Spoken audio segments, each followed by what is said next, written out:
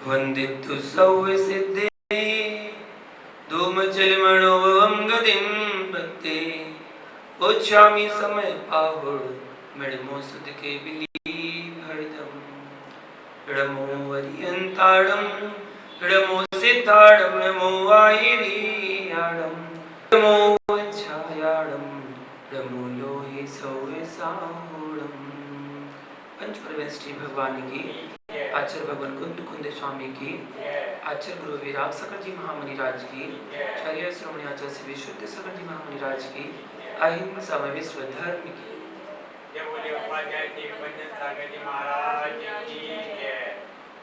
महान भाव वर्णन चल रहा है, शब्दों की भी एक महिमा है। बेटा पिता बोलता है, माँ बोलता है, माँ में माधुर्य है। एक बार मम्मी बोलो, एक बार अम्मा बोलो, अंतर दिखाओ, शब्द वही है। बेटा अगर तुझे कर्म क्षय के लिए अरहंत की आराधना करना है तो किसका प्रयोग करेगा? का आ, तीन परमेष्ठी आ में विराजमान है, अरिहंत में आ है, सिद्ध अशरीरी है, अशरीरी में आ है और आचार्य में आ है।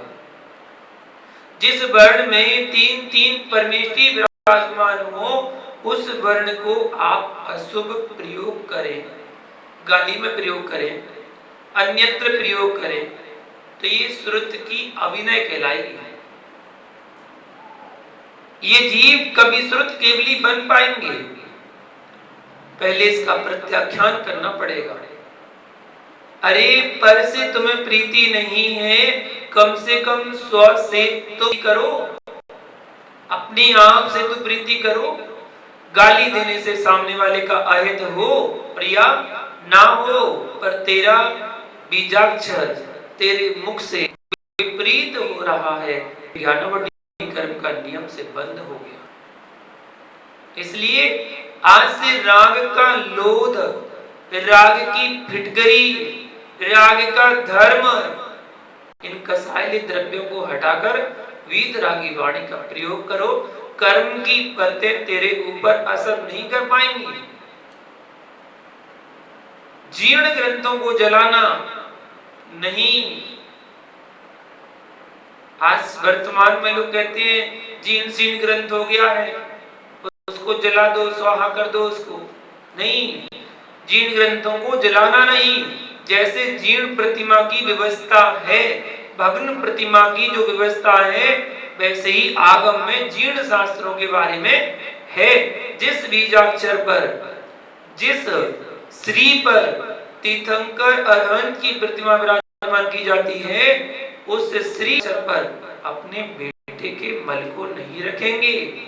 शास्त्रों को, पुस्तकों को जो काम की नहीं बची है, आपने रद्दी में बेच दी। जिनवाणी मांगे अध्ययन के दिए तो ही देना, अगर कोई मांगे तो ही देना। जिनवाणी अभिनय करने अपने हाथ से नहीं देना। माँ भारती पुकार पुकार कर कह रही है, बेटों लालों मेरे ऊपर दया करो। माँ भाग रही है, मेरे सपूतों जल से मेरी रक्षा करो, तेल से मेरी रक्षा करो। तेल लगाकर आए और ग्रंथ खराब कर दिया, अभिनय कर दी। तेल लगाकर आए, ग्रंथ पकड़ लिया, आपने क्या किया? अभिनय कर दी। पानी से तेल से रक्षा करो और ढीले ढीले बांध कर अचार में रखो। गिर गया राग का पिंड, बेटे को तो छाती में चिपकाते हो। जब बेटे से राग होता है तो उसको अपने सीने से लगाते हो और जिनवाणी को बगल में दबाते हो। जिनवाणी क्या शत्रु है? बगल में शत्रु को दबाया जाता है, जिनवाणी को बगल में कांख में नहीं दबाया जाता। जो कांख में दबा कर चलते हैं, शमशान घाट है कांख। उसमें पसीना आता है, सम्मूर्छन जीव उत्पन्न होते हैं और नष्ट होते हैं। शमशान घाट है। जो जिनवाणी को कांख में दबा कर लेकर आता है वो तो घोर पापी जीव है। वीर हिमाचल से निकसी गुरु गौतम के मुख कुंड ढरी है। ऐसी भगवती माँ जिनवाणी है। चरण पादुका पहने हो, जिनवाणी दबाए हो कांख में और चले जा रहे हो। कहां जा रहे हो? पूजा कर स्वाध्याय करने जा रहे, बड़े पुजारी हो। ऐसा नहीं होता। ऐसा होता है। पैरों में जूते, हाथ में समय सार। मैंने बड़े बड़े ज्ञानी को जगहों पर सांस रखे देखा है। जगहों पर सांस रख के पढ़ते हैं। इतने ज्ञानी कब से हो गए? नाभि के नीचे हाथ चला जाए तो हाथों की शुद्धि करो, फिर जिनवाणी छूने का। ऐसे श्रुति ज्ञान आता है क्या?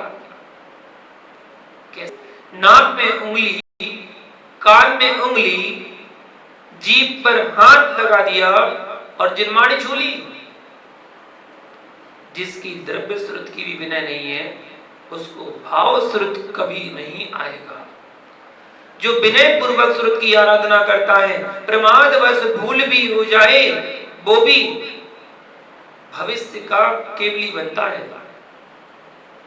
और जो अभिनय पूर्वक श्रुत की आराधना करता है वह जीव दुर्गति का पात्र होता है।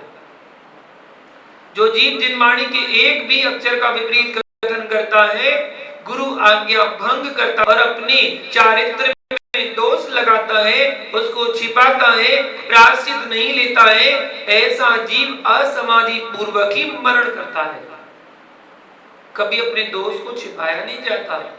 यदि कोई भी कमी, कोई भी गलती हमसे हो जाए तो उसका प्रायश्चित अपने गुरु से जरूर लेना चाहिए। कितना कौन ज्ञानी था उसका निर्णय जीवन की अंतिम श्वास बताएगी। जिसकी समाधि भंग हो जाए समझ लेना कि उसने जिनवाणी का दुरुपयोग किया होगा। आगम के वचन है, ऐसा आगम में लिखा है। अगर समाधि के समय कोई परेशानी हो रही है, समाधि भंग हो रही है, तो निश्चित उसने जिनवाणी का दुरुपयोग किया होगा।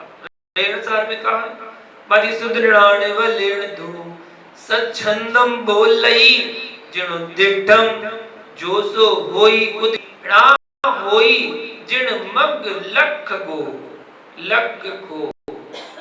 यहाँ बताया मति श्रुत ज्ञान के बल पर जो स्वच्छंद होकर के कथन करता है, स्वच्छंद मतलब मनमानी, मन से जो आया वो बोले जा रहा है, वो मिथ्या दृष्टि है। किसके बल से? मति ज्ञान और श्रुत ज्ञान के बल से। क्योंकि दो ही ज्ञान है आपके पास, अवधि ज्ञान है नहीं है, मनोपर ज्ञान है नहीं है, केवल ज्ञान है नहीं है। तो केवल दो ही ज्ञान है, मति ज्ञान श्रुत ज्ञान। चाहे आप हो और चाहे कोई त्यागी वृत्ति हो, माताजी हो और चाहे पिताजी हो, मतलब मुनिराज हो, आचार्य उपाध्याय कोई भी हो, सबके पास मति ज्ञान श्रुत ज्ञान ही है। और यदि मति ज्ञान श्रुत ज्ञान के बल पर स्वच्छंद होकर के कथन कर रहा है ताकि वो मिथ्या दृष्टि है।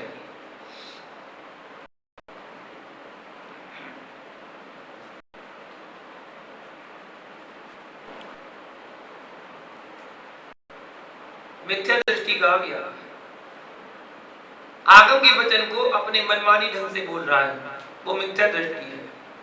संपूर्ण आगम को जानते और मानते हुए भी यदि एक अक्षर को भी नहीं स्वीकारता है, एक अक्षर को भी गलत कहता है, तो मिथ्या दृष्टि है। मतलब पूरे आगम को तो जानता है, पढ़ता है, समझता है और सबको सही बता रहा है, लेकिन एक शब्द पर कोई श्रद्धा नहीं बन पा रही है, एक शब्द का अर्थ का अनर्थ बता रहा है, तो वो मिथ्या दृष्टि है। एक शब्द गौमटसार जीव कांड में यूं लिखा है, यदि गुरु के नियोग से अज्ञानतावश सिद्धांत हो भी जाए तब भी सम्यक है। गुरु ने जो बताया यथार्थ है, सही है, तो गुरु के नियोग से विपरीत श्रद्धान भी हो जाए तो वो सम्यक है, लेकिन उसमें कड़ी थी। लेकिन आपको श्रुत आगम दिखा दिया, जिन आगम दिखा दिया कि आप इसको ठीक कर लीजिए, ये आगम में ऐसा लिखा हुआ है, और शास्त्र दिखाने के लिए अगर आप नहीं मानते हो तो उसी क्षण से आप मिथ्या दृष्टि है। जब तक शास्त्र नहीं दिखाया, गुरु ने कहा है तो गुरु की बात पर आप श्रद्धा करते हैं, अच्छी कोई बात नहीं, चलेगा। लेकिन अगर आगम का प्रमाण उसके बाद भी आप नहीं मानते हैं तो आप मिथ्या दृष्टि है। हाँ, यदि कोई बात बताई गई है तो आप उस पर चिंतन करें, हाँ, वो आगम का प्रमाण, अगर आगम का प्रमाण दिखाया जा रहा है। देखिए, कुछ बातों में तर्क नहीं होते हैं। जिन वाणी में जो लिखा है उसको यथार्थ माना जाता है। क्यों, कैसे? स्वभाव तो तर्क गोचरा, स्वभाव में तर्क नहीं होता। अब आगम में लिखा है कि भाई 3 लोग होते हैं, देखिए आपने नहीं देखे? देखे तो नहीं है ना, फिर कैसे मान रहे? क्योंकि जिनवाणी में लिखा है। हमें जिनवाणी पर अटूट श्रद्धा है। 16 स्वर्ग होते हैं, 7 नरक होते हैं, देखे आपने?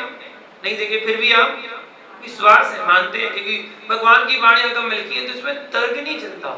ये क्यों, कैसे, क्यों कैसे नहीं चलता? वो तो है सो है, जो है सो है।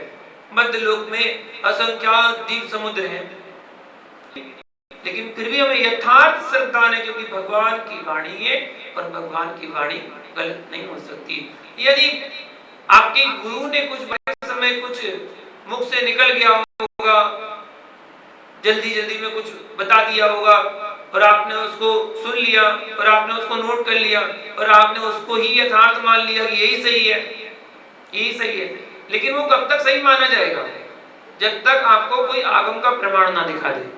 यदि कोई आगम प्रमाण दिखा दे कि शास्त्र में ऐसा लिखा है, गुरु के मुंह से निकल गया हो, तो उसको तब भी आप आगम प्रमाण बताने के बाद भी अगर गुरु की बात कोई सत्य मान रहा है वो, तो फिर तो उसको मिथ्या दृष्टि हो रहा है, तो मिथ्या दृष्टि है। गोवर्षा जीव कांड ग्रंथ में कहा है, सुत्तादुम सम्मम दर्शिजंतम जदारणा श्रद्धयति सोचीव हवै मिच्छा इत्थि जीवो तदो बहुधी। किसी भी अशुद्ध अवस्था में महिलाओं को बता रहे हैं 4 दिन तो आपको मौन का ही आदेश है, मौन पूर्वक रहना चाहिए। आगम में लिखा है। गृहस्थी शब्द भी बोलोगे तो किससे बोलोगे? अक्षर से। गृहस्थी के शब्द यदि बोलोगे घर गृहस्थी के, तो भी अक्षर से तो बोलोगे, उन्हीं अक्षर से, वो तो जिनवाणी लिखी है। अक्षर रहित बोल सको तो बोल लेना, अक्षर नहीं निकलना चाहिए। अशुद्धि के दिनों में माताओं की आज्ञा है, कहीं बाजार में घूमने की आज्ञा नहीं है, ना टेलीविजन देख सकते हैं, ना किसी पुरुष को देख सकते हैं, 100 पुरुष को भी देखने का निषेध है। फिर पर पुरुष की बात ही क्या है? जब 100 पुरुष को देखने के लिए मना कर दिया गया तो फिर पर पुरुष को क्या देखेंगे? एकांत में हाथ पर रखकर साधु जैसा जीवन निकालना। यदि आपको ऋषभदेव जैसे पुत्र चाहिए तो 5 दिन की शुद्धि का ध्यान रखो। यदि रावण कंस शूर्पणखा जैसे चाहिए तो खूब मस्ती में जीवन जियो। जिन जीवों के 4-5 दिन का भी संयम नहीं पलता, उनकी संतानें तोतली होती हैं, विकलांग होती हैं, कि उन 4 दिन 5 दिन में भी अगर संयम का पालन नहीं कर पा रहे हैं तो उनकी संतानें तोतली पैदा होती हैं और पांडु रोग हो जाता है, मानसिक रोग हो जाता है, बल हानि होता है, कमजोर बच्चा पैदा होता है, कुल हानि होती है, कलंकी बच्चा पैदा होता है। ये सारे दुर्गुण उसके अंदर आते हैं यदि उन 4-5 दिनों में भी वो संयम का धारण नहीं कर पा रहा है। तो ध्यान दो, ज्ञान की आराधना ज्ञान के लोभ से भी नहीं करने का। ज्ञान के लोभ में क्या होता है? साधक समय ध्यान नहीं देता, साधक समय ध्यान नहीं देता। सामायिक के समय भी श्रुत आराधना चल रही है। सामायिक के समय सामायिक करना है और श्रुत आराधना चल रही है। इससे संग में क्लेश होंगे, गुरु शिष्य का विच्छेद होगा, संयम का ह्रास होगा, अकाल मरण होगा, असमाधि होगा। ये सारे दोष निर्मित होते हैं। जिस समय जो क्रिया है वही क्रिया करना चाहिए।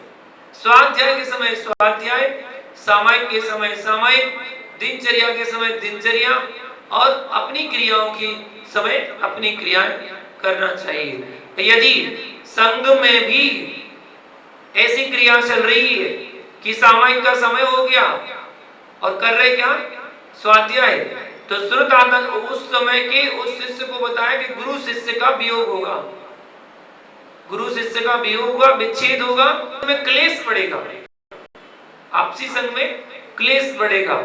ऐसे दोष ग्रस्त को भी जब मुनि का कथन हो जाता है तो आपको ग्रस्त तात्कालीन न्याय से ग्रहण करना चाहिए। मूल विषय समझो, आगम से हटके कार्य मत करना। मूल विषय ये है कि आगम से हटकर कोई काम नहीं करना। कैसा, पूजा पाठ पढ़ते ना, तो जब पूजा प्रारंभ करते हैं तो उस समय एक चीज बोलते हैं आप पूजा में, अपवित्र पवित्रो वा सुस्थितो वा सुस्थितो दुस्थितोपि वा ध्यायेत पंच नमस्कारम सर्व पापे प्रमुच्यते। चाहे आप पवित्र हो और चाहे अपवित्र हो, पंच परमेष्टि की आराधना कर सकते हो। लिखा पूजा में लिखा हुआ है, कर सकते हो, ध्यान कर सकते हो, परंतु पवित्र अवस्था में ना अभिषेक कर सकते हो, ना उच्चारण कर सकते हो, ना माला फेर सकते हो, ना मुख से बोल सकते हो। मात्र ध्यान के लिए आदेश है, उच्चारण के लिए कोई आदेश नहीं है।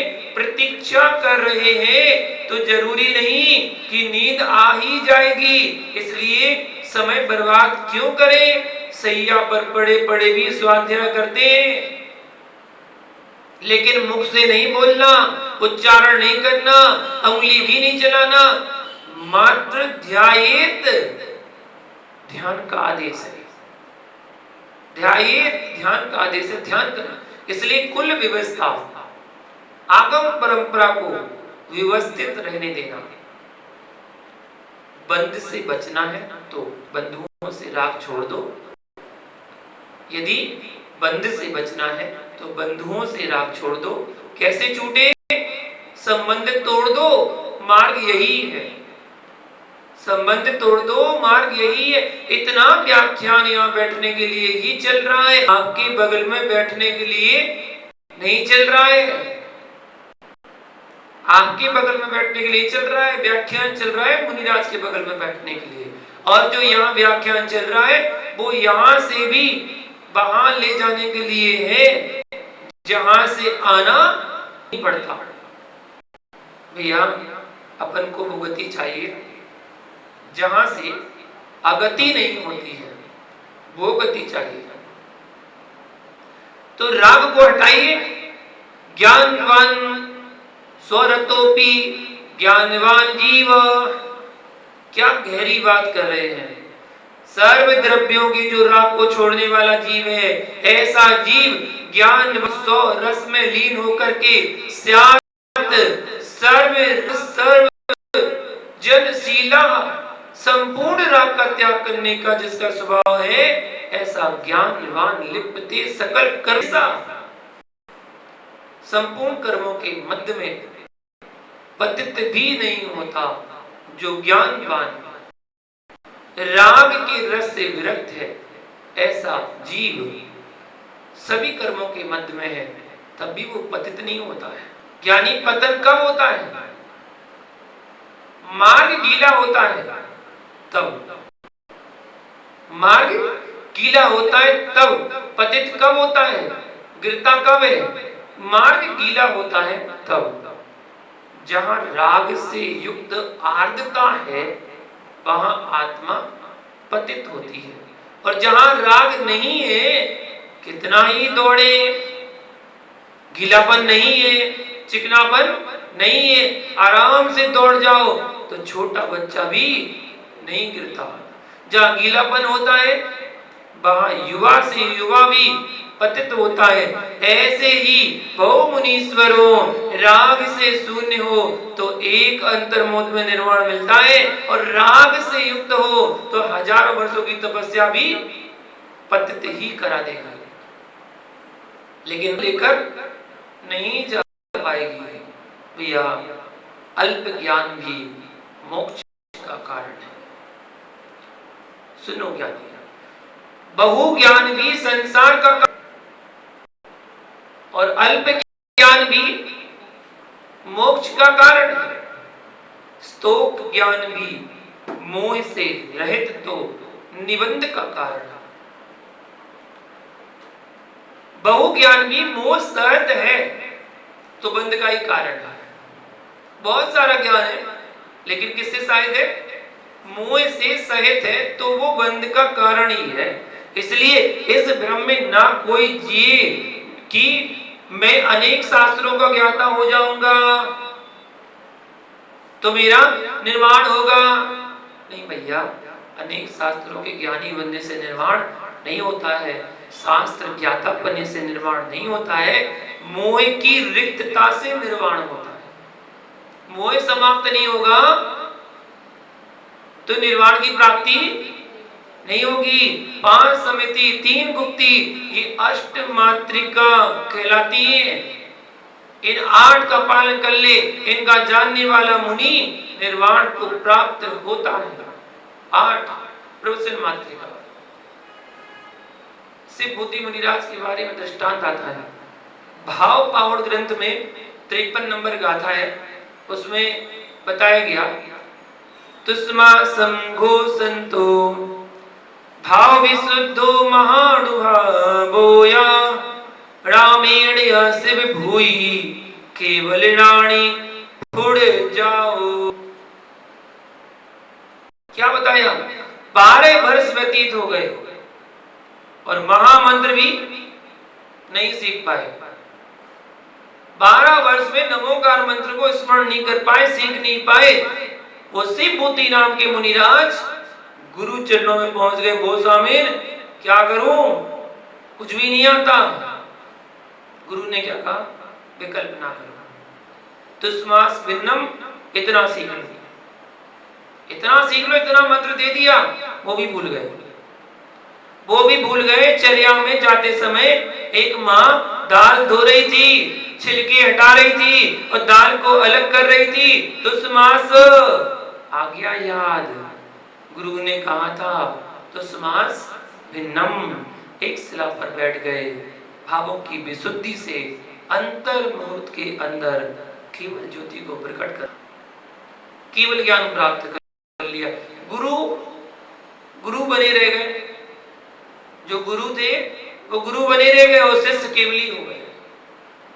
शिष्य जो था वो केवली हो गए। बेबी कह रहे क्या?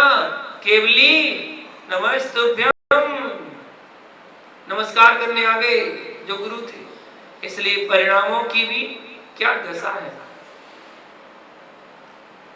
क्षयोत्सम ज्ञान पर भी क्या मद करने का, कोई भी मद करने की आवश्यकता नहीं।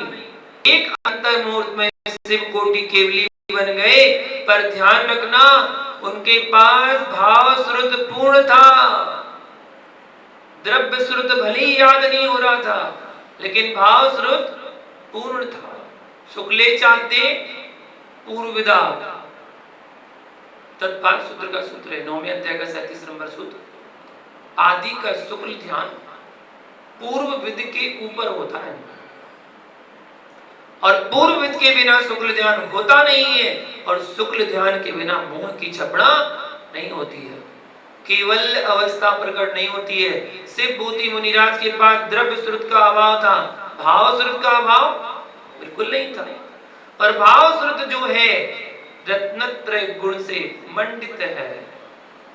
आचार्य जयसेन स्वामी ने स्पष्ट निषेध किया है। समय सार की 9वीं और 10वीं गाथा में जैसे वीतराग चारित्र शुद्धांति समय सार भूत पूर्व में होती थी, वैसे संवित्ति नहीं है। इसलिए वर्तमान में चतुर्थ आदि गुण स्थान में श्रुत केवली नहीं होते। श्रुत केवली जो संज्ञा है वो छठवें सातवें गुणस्थानवर्ती मुनि के ही होती है, जिनको संपूर्ण श्रुत होता है, ऐसे श्रुत केवली कहे जाते हैं। गृहस्थों में कोई श्रुत केवली संज्ञा नहीं होती है। चारित्र का भ्रष्ट पुरुष इतना मिथ्यात्व नहीं फैला पाता है, पर ज्ञान का पुरुष इतना मिथ्यात्व फैला सकता है, क्योंकि प्रभावी हो गया। शास्त्र पढ़ लिए, प्रभावी हो गया। आप तो हाथ फैलाने वाले हो, जोड़ने वाले हो। फिर दिगंबर मुनि की मुद्रा आने के बाद तत्व ज्ञान सम्यक ही होना चाहिए, क्योंकि जैन शासन में साधु की पूजा, उतनी साधु की पूजा जगत में कहीं नहीं मिलेगी। दिगंबर आमना परमेष्टि भगवान की तरह पूजते हैं, इसलिए उनको भगवान का दर्जा दिया गया। पंच परमेष्टि भगवान की जय बोलते हैं। आचार्य उपाध्याय साधु एक भगवान के तुल्य माने गए हैं। मुनि का वचन ब्रह्मास्त्र हो जाता है। मुनि को उन्हीं वचनों का प्रयोग करना चाहिए जो जिन वचन है, जो जिन के बाहर है, उन वचन का प्रयोग मुनि को नहीं करना चाहिए, क्योंकि आपके वचन प्रमाणित होते। आपके वचन श्रावक ने सुने तो श्रावक प्रमाण मानता है। मुनिराज ने कहा है प्रमाणित पुरुष को कम ही बोलना चाहिए। प्रभवा मितभाषणा, मतलब प्रभावी पुरुषों को सीमित शब्दों का प्रयोग करना चाहिए, ज्यादा नहीं बोलना चाहिए। तब इसमें नहीं, शेष में मैं 1 घंटे मात्र भी नहीं बोल रहा हूं। जो अरहंत देव ने कहा वो कह रहा हूं। बोलना तब कहलाएगा जब मैं यहां वहां किया, तब वो बोलना कहलाएगा। राग से रक्षा करो। यदि कर्म से आत्मा को बचाना है, कर्म तो दिखती नहीं क्योंकि वो सूक्ष्म है। अति ज्ञानी केवली का विषय है, वो ही बता सकता है, वो ही जान सकता है कि कर्म कैसे, कर्म क्या है। कर्म से तुझे बचना है तो भाव कर्म को क्या करो, पहले संभालो। अगर कर्म से बचना है तो पहले भाव कर्म को संभालो, राग से अपनी रक्षा करो, और राग से रक्षा हो गई तो विश्वास रखना, सूने घर का पाहुना ज्यों आवे त्यों जाए, ज्यों आए त्यों। जब राग नहीं होगा तब कर्म राग क्या करेंगे, तब कर्म राग क्या करेंगे, कर्म अपने आप वापस चले जाएंगे। इसलिए सत्य बताना। सुख चाहता है क्या? हर व्यक्ति सुख चाहता है। तो जीवन में कष्ट चाहता है क्या? नहीं, कोई नहीं चाहता। अपने से बोल लेना, राग नहीं हटा पा रहे हो, इसका मतलब तुमको कष्ट मिटाने के भाव है ही नहीं। अगर कष्ट मिटाने के भाव है तो राग को पहले हटाना पड़ेगा। जय जैन स्वामी बहुत अच्छी बात है। समय सार जैसे अलौकिक ग्रंथ में श्रावकों की चर्चा हो रही है। हे श्रावकों, ये मत कहना मुनियों का वर्णन चल रहा है, आपका भी है। तथैव वापध्यान रूपाणी ज्ञानी। मार्ग में चलते चलते तेरा क्यों जा रहा था? चलते चलते तेरा क्यों जा रहा था? क्या जा रहा था? भगवान का नाम ले सकते थे कि नहीं? तेरा क्या जा रहा था? खाली चली तो रहती, चलते भगवान का नाम ले सकते, पर तू अपने पड़ोसी के बारे में अशुभ सोच रहा था, कर कुछ नहीं पा रहा था, पर तुझे अशुभ का आश्रय तो हो रहा था कि नहीं हो रहा था? हो रहा था। मां सत्य बताना, तेरे सोचने से किसी का बिगाड़ हो सकता है क्या? किसी के बारे में बुरा सोच तो उसका बुरा हो जाएगा क्या? सोचने मात्र से नहीं हो सकता। तेरे सोचने से तेरा बिगाड़ हो सकता है क्या? नहीं हो सकता। तो इतनी बुद्धि तुम्हारे पास क्या नहीं है? क्यों दूसरों के बारे में अशुभ सोचते हो? हे मुक्त जीवो, मुक्तता को छोड़ो, ज्ञान का उपयोग करो। तथैवाभ्यां रूपाणि निष्प्रयोजन बंध निमित्तानि।